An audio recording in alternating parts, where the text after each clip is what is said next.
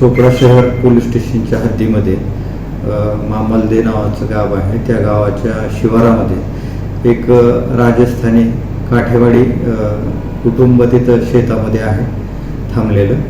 गाई वगैरे त्याच ठिकाणी शेतात बांधतात आणि त्याच ठिकाणी त्यांचा मुक्काम असतो रात्रीचा.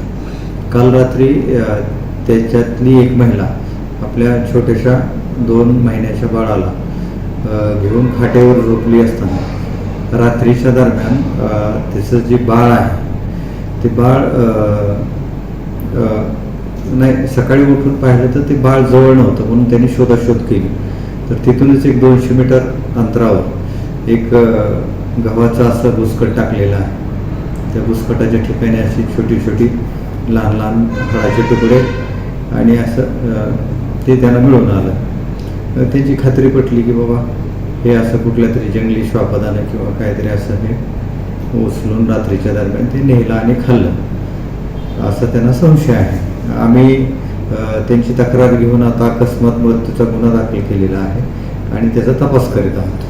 घटनास्थळी भेट दिलेली आहे, मी स्वतः भेट दिलेली आहे.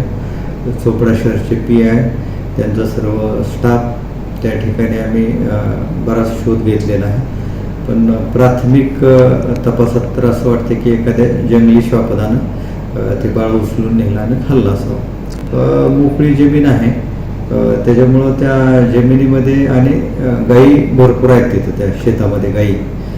त्याच्यामुळं ते ठसे वगैरे असे उमटलेले असतील तर मातीमध्ये काय तसे दिसून आले नाही.